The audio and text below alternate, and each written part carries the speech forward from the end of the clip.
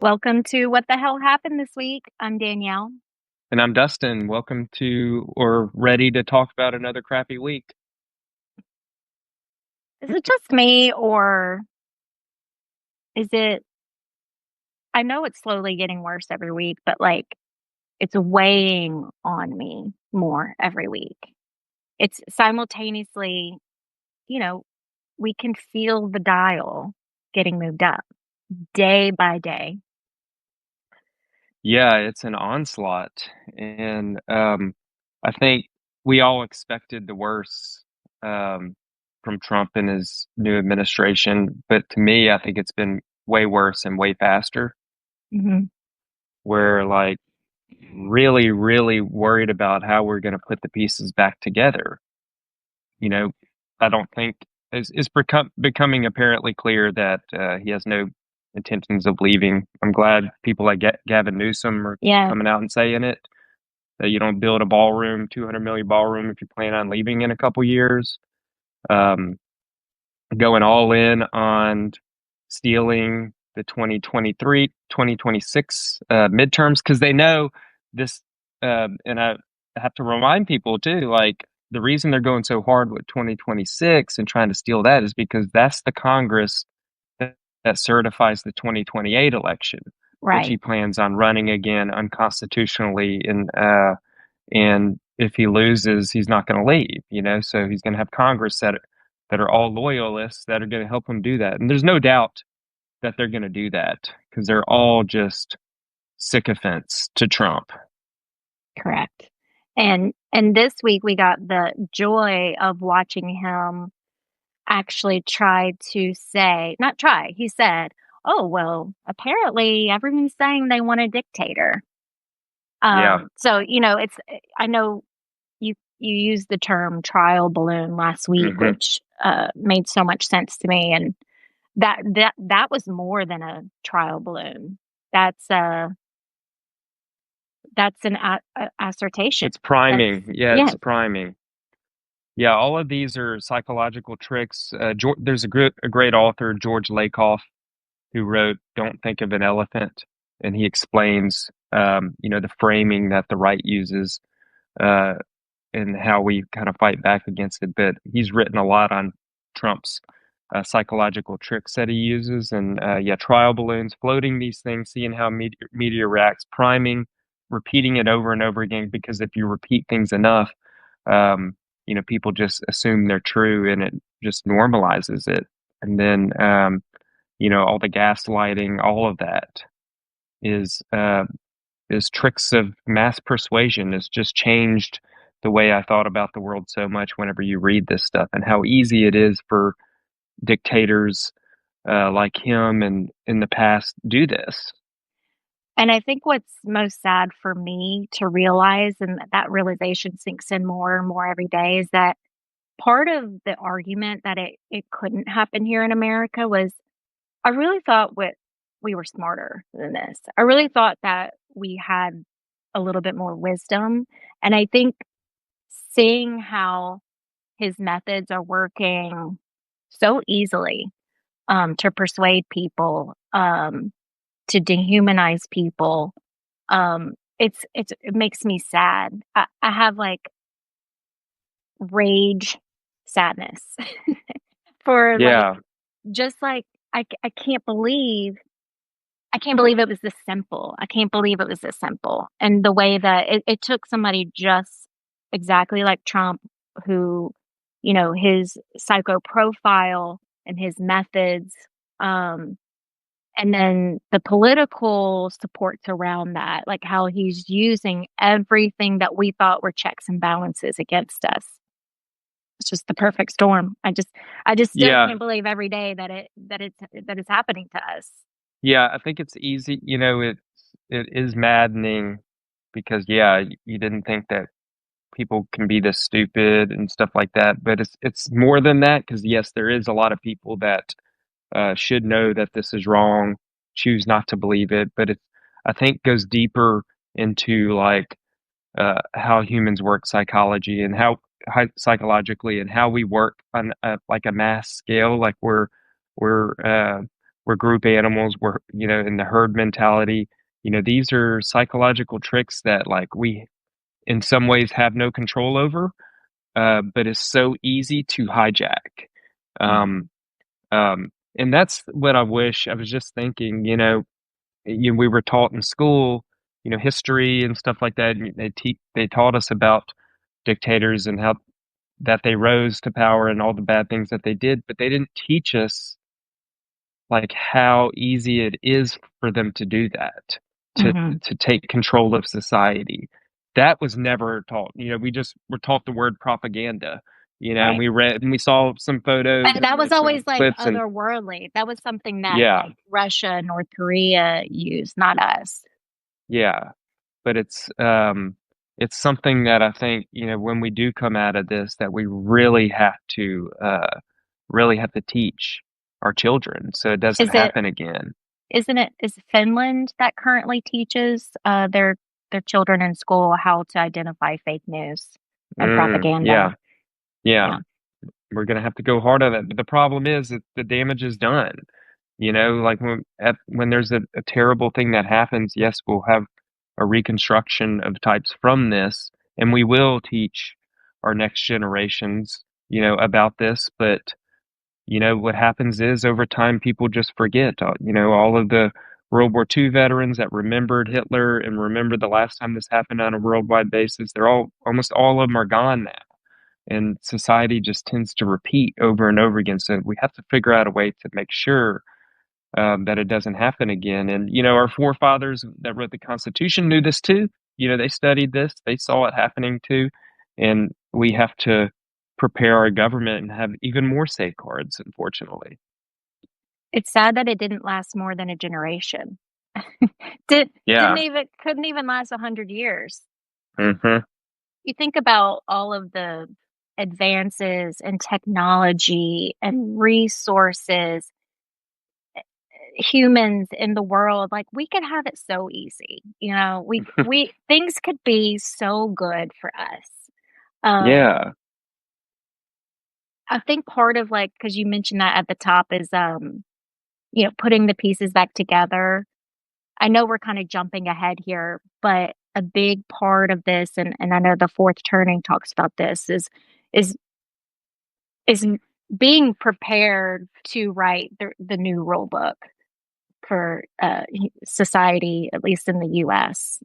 How do Hmm. we want when we come out on the end of this, are the changes that we are gonna make? I think, unfortunately, it does take extreme circumstances for it to get like this. I feel a little naive thinking, like, born in the 80s, grew up in the 90s. I feel a little naive thinking we were on a path to progress. It felt like things were getting better based on, like, studying slavery and the Civil War and World War II. From my perspective, it really felt like we were moving in the right direction. Nothing was ever perfect, um, but we got stuck. We got stuck, and now we're going in reverse. And so we got to be prepared when we come out of this. Of um, And how do we actually move forward and make progress and yeah, learn and I from our think mistakes? yeah, and I think too, it's the horror of like seeing all these advances in technology with the internet and GPS and um, social media and now AI, like thinking, that was progress, and now just the horror of finding out that one strong man can use all that technology, which is overwhelming in its power, and use it against us for Mhm. oppression. That's Mhm. even more scary now. Like seeing Mhm. all the advances in AI technology and stuff. All I keep thinking is it's going to be even harder and harder for us to fight against this super intelligent robot system that they're going Mhm. to have us in and surveillance system. Mhm. Yeah, what was And um the company that's surveilling us all? We're Palantir. Palantir. We're slowly Yeah, rolling out, like, just how big and how grand of damage that company is gonna cause. yeah, and their alliances now with our right wing dictatorship too, and you see Trump now all of a sudden becoming like a communist, like a fascist communist, and you know taking you know I've always this I'm glad that came up, or I'm glad I just thought of that because, that's big news in the economy that like Trump got America to take a 10% stake in Intel. Now, I will say that there has been some good arguments that I have read from a lot of economists that, like, hey, America does, through the power of our government, we invented the internet, we invented GPS, especially with our NASA program, like all of the things that these technologies and that these technology companies are making right now, like Elon Musk, Apple, and everything, they're using it on the backs of the technology that was created by the American government, and we really didn't Subsidies. see much. Mhm. We didn't really see much of the profit from it, So now they're accelerating wealth inequality, and we haven't really America hasn't uh, seen a stake in that. For instance, yeah, we gave after the financial crisis in 2008, we bailed out Tesla. A lot of people don't realize that we gave them a $500 million loan, which they paid back within 5 years, but there was no interest. There was no safeguards that they do certain things um, that we limit their power or whatever, or maybe we get a piece of it. So now again, we're seeing a right wing dictatorship take that in a different direction. Instead of he's now saying that, oh, kind of using those same arguments that, hey, it's a national security threat, that we probably need stakes in some of these companies, but now it's not a stake of America. IBM, the CEO of IBM is seeing it that Trump took that 10% stake, that Trump is now an influence over what they do. And they're going to be careful what they say because they're going to be scared of what Trump thinks. And so he has taken it not for America, he's taken it for his own power. And that's the scary thing because I think if we're going to rewrite this economy in the future, we will have to do certain things uh, with companies to make sure that the American people benefit from it. Like we should bring back unions. There should be restrictions on union busting and things like that that help the American workers. And less But tax he's taken that loopholes for the argument and companies. he's perverting that argument, which is going to make it even harder for us to rebuild our economy when he's gone. It's just so ironic to me because you know, isn't that socialism? Like, you mentioned communism, but he's literally doing what his entire base is staunchly against. I get people in my DMs, like, anytime I when you talk about the actual real principles of socialism, and then you've got Mandami coming in the picture. I've got those far right people coming in saying socialism, communism is the devil. That's what all of these dictators use, and that's their way in, and it all sounds good. But and he's doing it. He's literally the hypocrisy that the irony of him doing that is not lost on us. Yeah, there's no like clear definition of socialism and communism because if you look at how like communism and socialism started, you can have it perverted by dictators. If you look at like the Soviet Union and stuff where they seized control, in under the guise of communism and trying to create an equal society, but then quickly turned into uh, a tyrannical dictatorship. And you kind of see the same thing too, because yes, it's very, um, uh, uh, it is being hijacked by the right wing. We're kind of seeing this right wing socialism, this right wing communism that we have seen in the past. And um, yes, because you can have you can have democracies that have uh, a higher degree of socialism, because like Finland and Sweden and a Hmm. lot of Europe has higher degrees of socialism, but they have it in a democratic way where all members of society benefit from it. Um, Hmm. and really, you have to have and we America is semi-socialist. It has been since the New Deal. So there's degrees, and then there's degrees of power associated with it too. Like with the New Deal, in some degrees it was for the people. Of course, people got excluded from that too, African Americans especially. But you're seeing now that they hated it so much, they they they they blasted socialism so much that Democrats were so scared to do anything associated with socialism. And as soon as they got direct power, now they're doing socialism for the rich and powerful few. And That's it right. has been like that for a while. It's always been capitalism for everybody else. Cold, hard, brutal capitalism for everybody else, but the rich and the corporations is socialism for them. It's That's right. socialized when there's socialize their losses, and it's pure capitalism whenever they have gains and they take it all for themselves. Yep. And we saw it in the financial crisis. We saw it at COVID. It happens over and over again. And they have the audacity to tell us that we're wrong and we're bad for wanting anything to do with that. But it's always been like those uh Norwegian countries, it's always been a blend of the two, like you said, like the socialism and democracy mixed with capitalism. There is a good blend out there, and it's been proven and it's successful.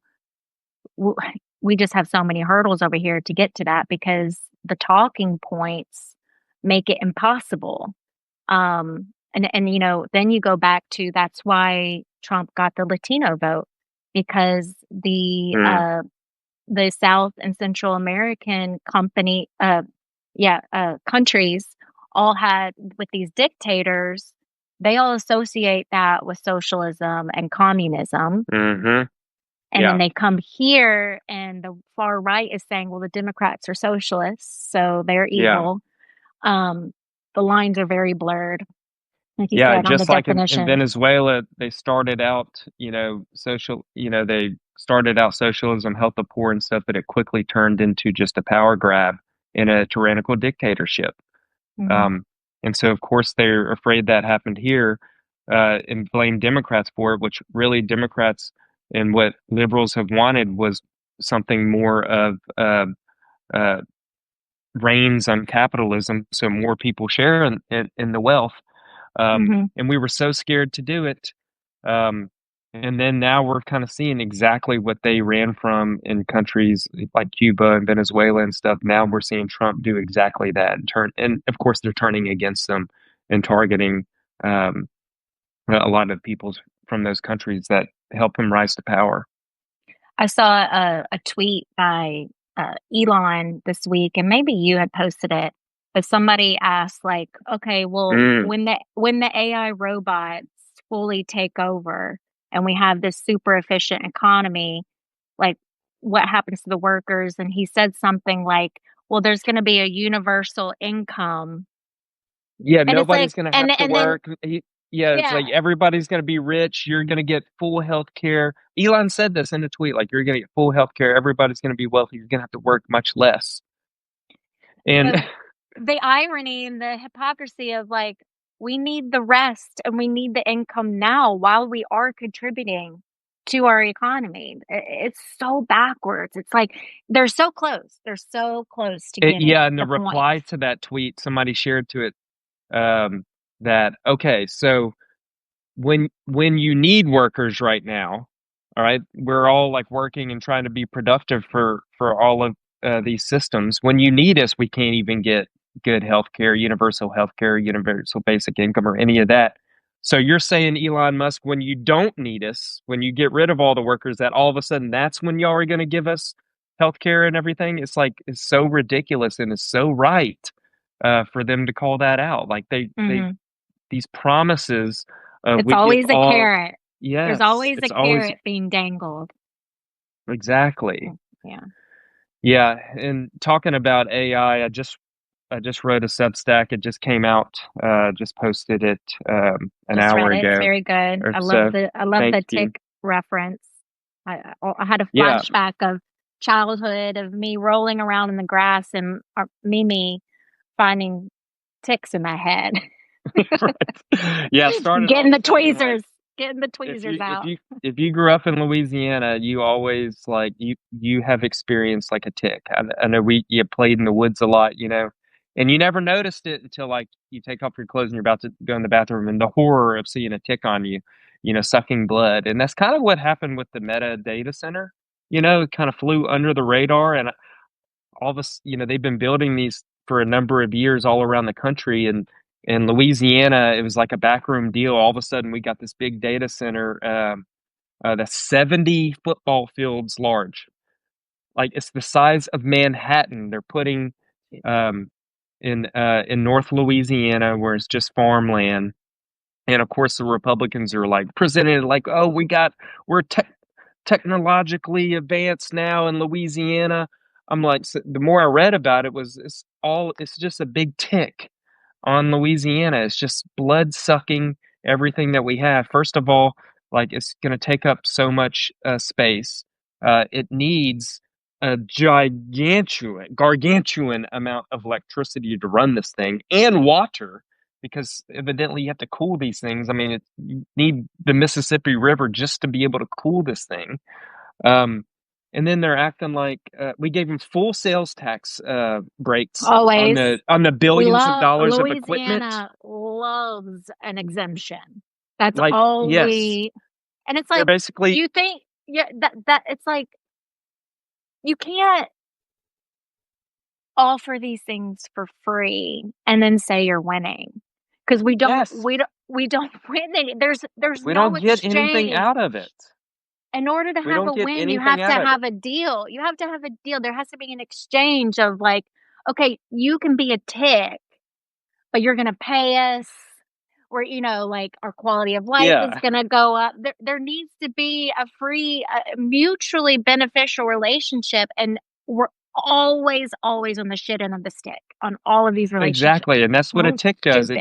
It just sucks your blood for no reason, and you got to burn it off. It doesn't even come off easy. You have to like rip it off, and its jaws are still stuck in there. You know what I mean? It's just we Look, get we have to nothing out get of it. So graphic. You have to get graphic. so I mean, literally, like, you're gonna buy billions of dollars of like computer equipment and stuff like that that we could be making hundreds of millions of dollars in sales taxes to pay for things. They get all those exemptions, property tax exemptions, and they've teamed up with Entergy. So we already have high Entergy bills here in Louisiana because we don't invest in renewables. Um, Entergy is basically a socialized. We have socialized our utilities here, so Entergy gets a guaranteed 10% profit no matter what they do. They don't care what the fuel costs are, so they have no incentive to invest in renewables to lower utility bills. Okay, because they don't pay the fuel costs. That's all passed on to us. So right now we're seeing because we're exporting LNG out of Louisiana, we're seeing natural gas prices go up, and so now we're building Meta's building the plants, or they're putting in the money, so at least they have that to build these three plants. But they're building these giant carbon bombs plants to run this thing, and there's so many problems that are going to happen with this because that's going to raise because they're using so much energy and natural gas. That's naturally going to raise natural gas prices. So everybody's utilities are going to go up in Louisiana. They're already going up as it is, and this is happening all over America. Everybody's are going to go up, and um, I lost my train of thought because I'm so mad. um, it's it's a bad deal all around, and we're stuck with it. And and the amount of water that's going to make our water bills go up. And the thing is, like the Public Service Commission could have put in more safeguards, but of course it's all almost all Republican. Even the Shout one out other to shout out to Devontae Devontae Lewis, Lewis. thank you for voting against that. Like all we're asking is for some safeguards here because they only have like a 10 or 15 year contract with Meta. And like after that, we don't even know what's in the contract. All of it's like hasn't even been disclosed all the way. So all we were asking for is some safeguards to protect us and rising fuel costs and stuff like that. Or, what happens after 15 years? What if Meta gets bought out, with Meta goes under? Like, are we going to be stuck paying for this? And it's all like, it's going to create even more pollution. Um, and I think we can't get rid of it now because AI is being used. Um, they're putting these ticks all over America. Um, but one of the ways out of this to help utility bills, again, we're going back to it, is renewables. Like we literally have the energy source of the sun, which creates solar power, which creates wind power, which creates, and the moon, of course, with the tidal strip. Like we have infinite clean energy at our disposal. And now clean energy, solar and wind and all that is the cheapest form of energy on the planet already. If we invested more in it, we can get it down to zero. Like we can go to an infinite power source that is completely clean, and we refuse to do it. So now we're going to pay the price in Louisiana. We're going to have monstrous utility bills, and people can't afford it. And China's leading the way in renewables. Um, I wish we could kind of wake up and see that as a sign. And I love in your article you mentioned like, and this is just classic. If you're from a small southern state, you're going to relate to this, but it's the classic um, thing of Louisiana is like its own worst enemy, always shooting herself in the foot, always going backwards. And to your point in the article is we have the potential that the wind off the Gulf Coast could change the trajectory of Louisiana leading the way in renewables.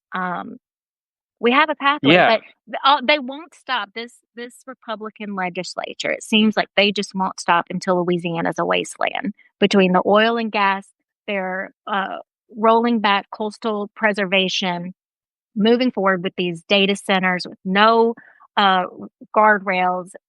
People are healthcare is behind, education is behind. People are leaving the state. We're in hurricane. We're getting more and more hurricanes each year. Why should we stay? That's what me and my family keep asking ourselves day after day. Are the women don't have as many rights elsewhere, and it's like they keep stripping back till what is the cost? Again, the cost benefit. What's the trade off of living in a Louisiana? And a lot of people in Louisiana and other similar southern MAGA dominated states are asking themselves the same thing. We're already a welfare state. We already take more than we give. Um, so I just feel like it's yeah, another we thing could that be the puts us on the model. road. Like we we could and should be the model for the rest of the world. I mean, we're the most negatively affected state from climate change now and in the future. Uh, we have more coastline that's being eroded away, insurance prices going up. We have been the energy leader for the last 100 years. Like they've literally sucked up trillions of dollars of oil and gas out of our lands, and a few people profited here while the rest was shipped out to shareholders outside of the state.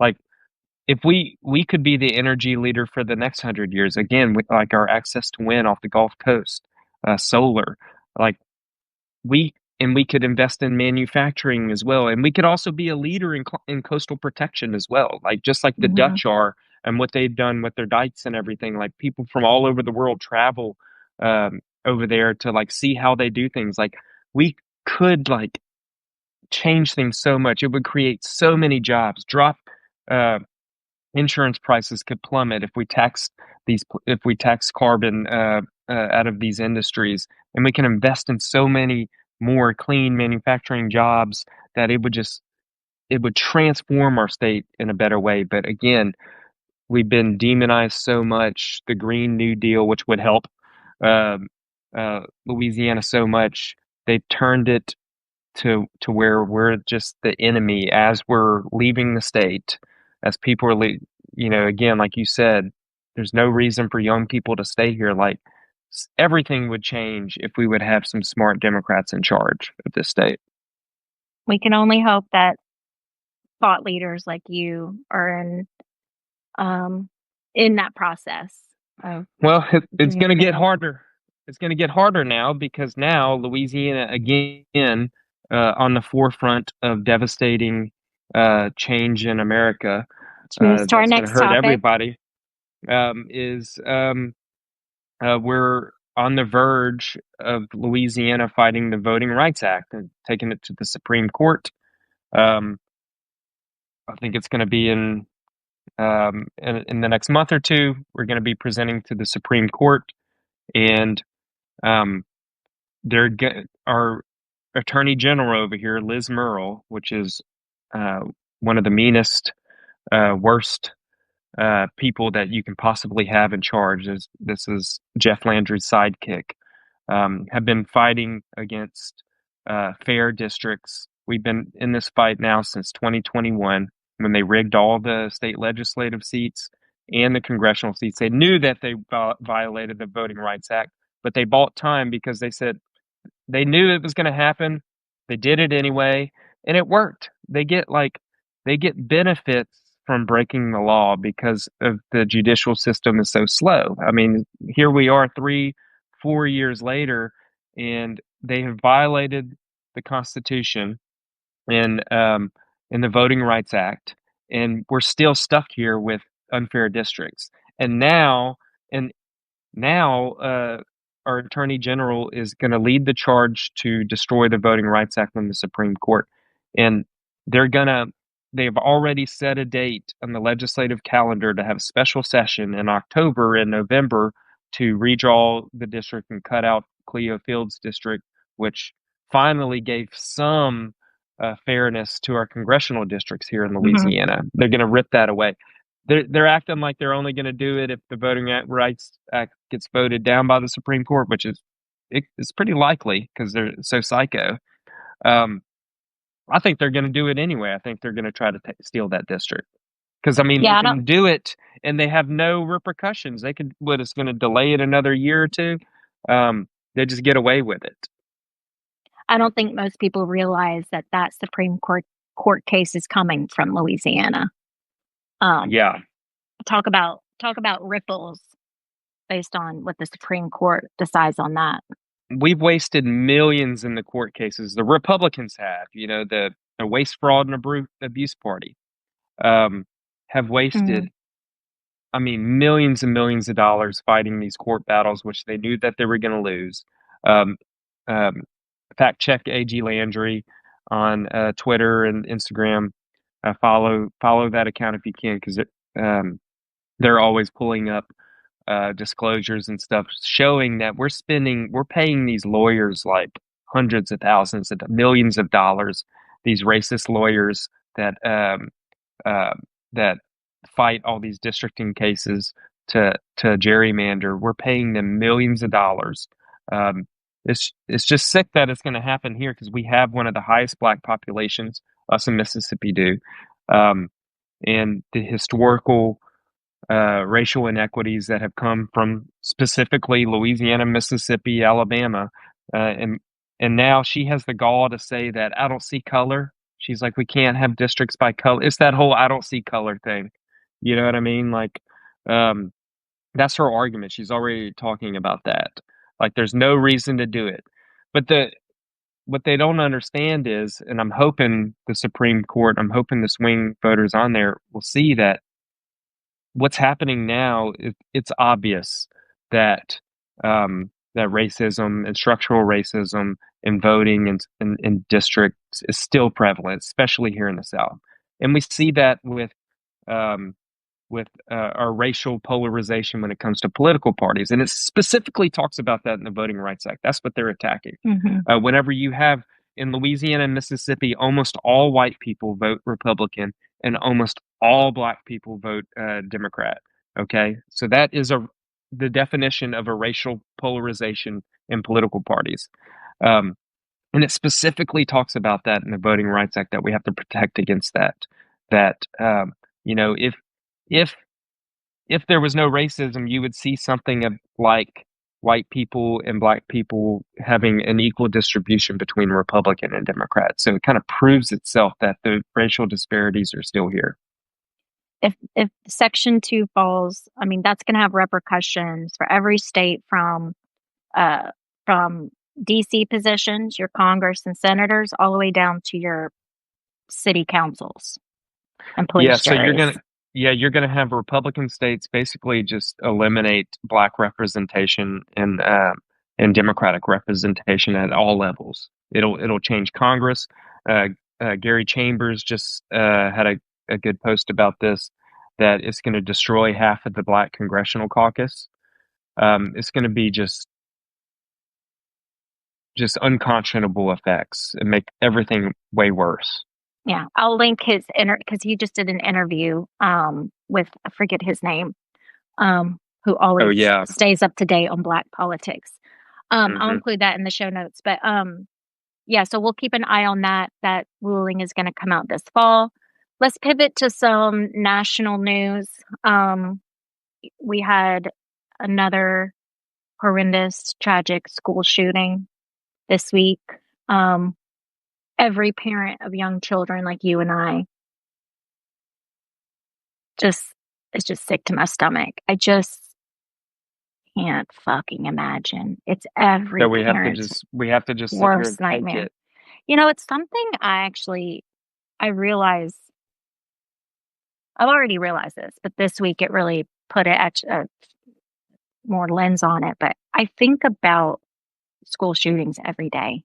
It's like in the subconscious of my mind, like when I drop them off to at the door that they get dropped off, when I'm braiding the hair, when I just think about them at school, like, or if I hear like sirens in the distance because we live by our school, I'm always like hyper aware and vigilant of it. And that is messed up. I hate that I have to, like, we all have to think about it constantly. That parents Um, have to dread their children being murdered. No other country has to do this. And the fact that politically we're unable to do anything about it because Republicans, um, that we have to continue worrying about our children being murdered. yeah, they would have to admit that it's the guns, just like they don't want to admit that climate change exists. So it's They would rather keep seeing children get murdered when there's actually so many things that we can do to lower that and stop it completely. yeah, Because no other countries deal with this stuff. no. Um, in fact, in Scotland, I just saw a post there, the last time in the UK there was a mass shooting at a school. They did everything possible to eliminate the guns and they haven't had a school shooting yet. But what's crazy is like we're not even asking for the complete elimination of guns. We're asking for responsible, common sense laws and regulations. Yeah, and It I'm sorry. Go ahead. That's it. You can go. Yeah, well, sorry to interrupt. I was just thinking because I gave I gave a little bit different take on it yesterday. I'm going to release it on TikTok, a short little video I made because I went back and just kind of looked at some of my old notes, like what are some things that we can actually do even in this political environment. In one of my old notes, I saw a video from a couple years ago. It was on CNBC and it was by Jason Kander. Some people may know who Jason Kander is. He was the Secretary of State of Missouri. He like ran for Congress. Maybe he was in Congress, but uh, he had a video where he blindfolded put a gun together because he was for gun control, and he was like, "I'm sick." He's like, "I'm an Army veteran. I can put together this gun with a blindfold on." So like, don't act like we don't know guns. Like I know how terrible it could be. Well, anyway, in this video, he was saying that, um, a lot of our arguments, we need to focus on corporate greed instead of just the freedom in the Second Amendment because the Republicans want the argument to be about freedom because it's an argument that they can win. And the more that we just talk about, um, just taking the guns away and limiting guns, they always go back to the Second Amendment and they're all about freedom. And then what happens is they end up doubling down. The Republicans double down and loosen gun rules because that's what's been happening these last 10 years of terror. Yes, Like we've you're been right. loosening gun rules. We've been Yeah, going backwards. you're And right. now, even in Louisiana, you can like carry on at That's right. schools. They like want you to carry at schools. Hmm. Um, and it's like doubling down and getting worse and worse. And he pointed out that it's also, and this is the reason why it's tied to corporate greed. Every time we bring up that argument and they argue about freedom, gun sales shoot up and bullet sales shoot up. So gun So manufacturers and the so messed NRA up. push this narrative about freedom and that the Democrats are coming to take your guns, and they end up selling more. So they get more and more money every time there's a school shooting. And so the point of this to say that Jason Kander brought up the idea that we need to get rid of liability protections of gun manufacturers, because in 2005 there was a bill passed, and George W. Bush signed it, that gave a specific carve out for gun manufacturers and liability protection. No other industry has that. Like literally, the way we've stopped um, the epidemic of smoking in America was by lawsuits. Okay, we had to sue these companies Hmm. into Right. oblivion because they were causing cancer, and then they were promoting it and not disclosing it. And we did the same thing with automobiles. There's a reason why truckers have to have so many hours of sleep before they're able to get on the road, because of lawsuits. It's the reason we have seat belts. It's the reason we have airbags. It's the reason we have any kind of crash protection at all, is because of the judicial system. And he said it's the Seventh Amendment that we need to talk about. The Seventh Amendment is about a civil proceedings that we're able to sue for things that bring harm to us.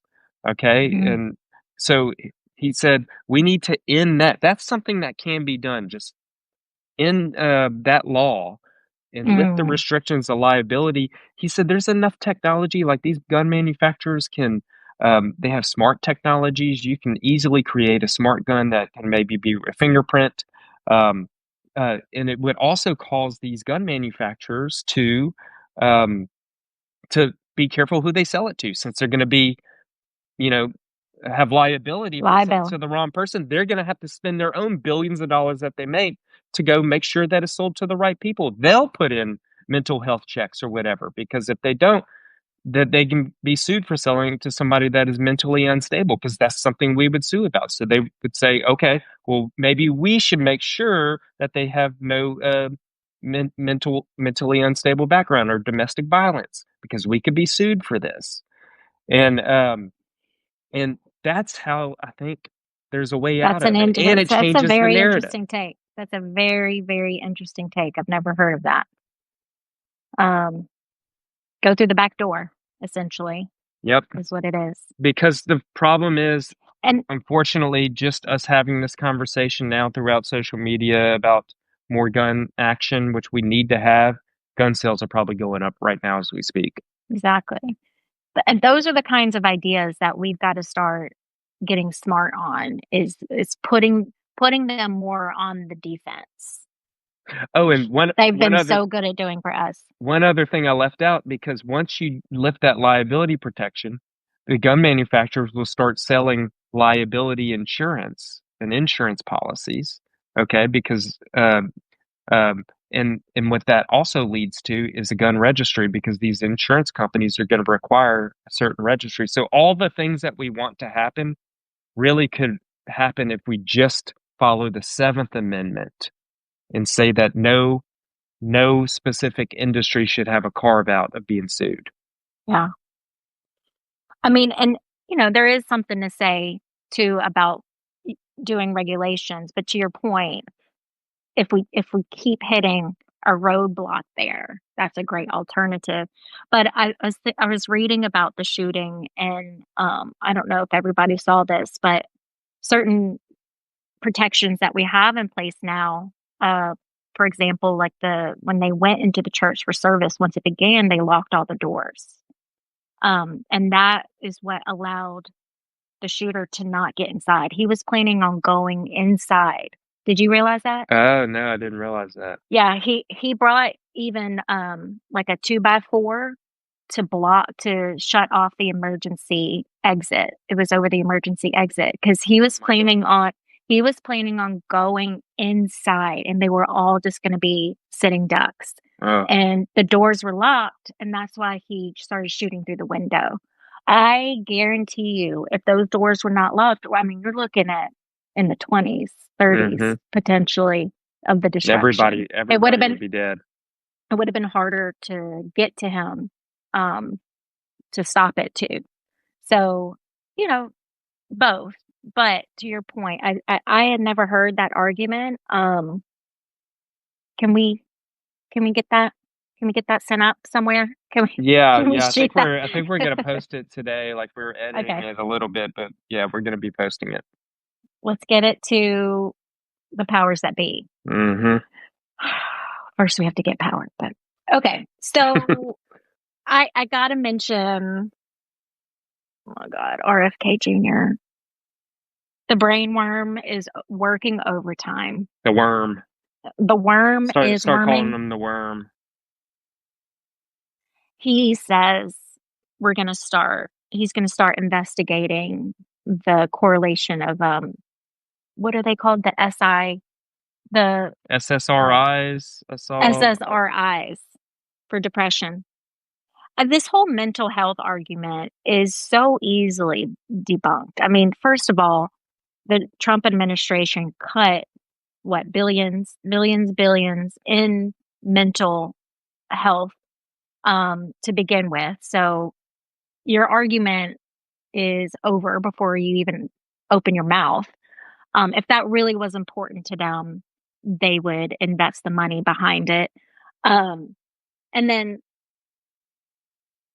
also, there's mental health everywhere in the world, but yet we're the Yeah, only one with the problem.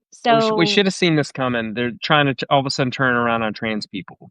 You know what I mean? So, yeah, of course. um, Oh, uh, yeah. Mhm. that's I'm like, I think there was like 3 trans people that were involved in in mass murder. When you're looking at 3,000 Thousands. of white males that are doing it God, too. they So will do now, anything. They would literally take something unrelated and turn it on trans people. we need mental health, but not mental health. Not it's only the mental health that they don't like. So again, they turn it around into something evil and attacking Hmm. a marginalized group. And the CDC is saying, the leadership resigning, Yeah, being I'm worried about fired. the health of our children and us. You know, growing up in this, like we're So dangerous. So never even dangerous. thought that this would be an issue whenever we were looking down the barrel at a new Trump Exactly. administration, that we were going to lose our A whole ability new, to have good health care. a whole new world of hell we didn't even expect. Surprise. Yeah. Um, yeah. Uh, but he's going to go up again. He's got a Senate hearing coming up. Not that that's going to do anything, but it'll be interesting to watch. Um, what else? What else we got to cover? Oh, can we talk about Cracker Barrel before we go? What the fuck is going on with this Cracker Barrel logo? Why are they obsessed? Um, you It's and I like talked every about this corporate earlier. logo that, you know what I mean? It's just like everything else. I don't know what makes it woke that they just made it, It's you just know, another just like every excuse. other logo. It's just another excuse to push the culture war. Yeah, I to be even had mad about something. my friend texted me this morning. We were, commiserating as we do, and he said, "My dad keeps sending me Cracker Barrel, like, arguments." He's like, "I don't even respond to them anymore. It's just so Like, what the sad. I have fuck are no." y'all talking Like, about? he's like, "I barely have a relationship with my dad already as it is, and he keeps sending me these Cracker Barrel arguments," and he's like, "What is happening? What?" Yeah, it's I now think like it's just it's like, now a that's smaller logo. It's probably they just want to. It's probably going to save them money on signs. That's the simple reason why they were doing it. It's so it's just a it it's just a fits better on an envelope or something. it's just You a know? perfect example of how they take something and they're always going to turn it and put us on the defensive. Um, and then we were laughing earlier this week of how Gavin Newsom press Of office course, turned that on its head. they're doing the right take, where Gavin Newsom has hijacked it, and like he jumped on the bandwagon like a week ago and said like, yes, you know, Cracker Barrel, change your logo back or whatever. So now whenever they Cracker Barrel back down and they're leaving the old logo, he's like declaring victory, like Gavin Newsom, you're America's favorite governor, save the day. I was like, that's how you fight them, um, in And the court of public opinion. they're their retaliation continues to be, oh, mimicking is the greatest form of flattery. I think they know it's mocking, but it forces them, again, we're turning the tables. It forces them to go on live television and say that it's mimicking, but they wouldn't even have to, the fact that they even have to address it is brilliant because it's like, we all know they're just completely So trolling them. so Bill Maher had a great take on this, and Oh, I've yeah, watched Bill Maher for years. He's really we talked about uh this. pissed me off lately because of his both sidesism and You stuff know, and being anti-woke or pause, whatever. pause. We went to go see him live in Houston a couple years ago, and to be honest, I walked out of there pissed off. I was I like, know, it's just when like, did he go? When did he try and start playing both sides? But I yeah, digress. he's trying, he's been getting more he's trying to go after the right-wing audience too. He's trying to be like somebody that's, you know, on both sides or whatever. He still calls out Trump a lot. So I'll give him that. But he made a great point in this. Um, he said, um, and he was talking about Gavin Newsom and how good his social media is. He said, Gavin's social proves that Democrats, we can't win this by outsmarting them. Like, we can't fact check them. We can't use rationality. We can't use facts and figures or anything like that. He said, we have to out stupid them. He's like, that's the key. We just have to, that's how It's we so do it. We have to out true. stupid them. And that's It's the kind of what, only thing we haven't tried yet. The only thing.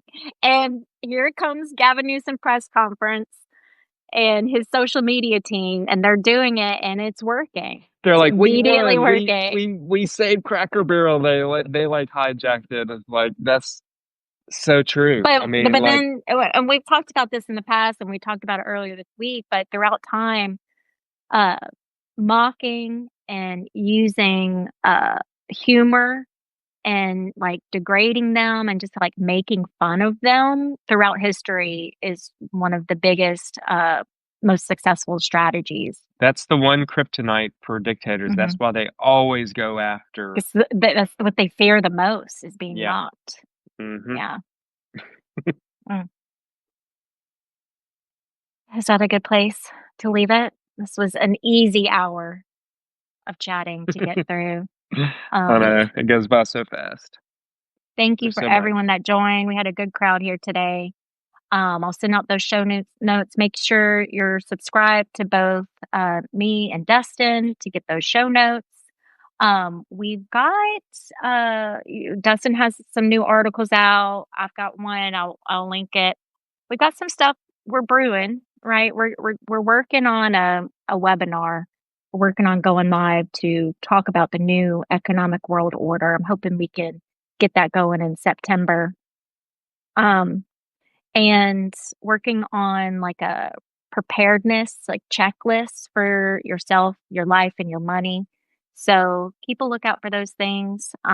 Thanks for tuning in, and we'll see you all next Friday. Bye, y'all. Bye.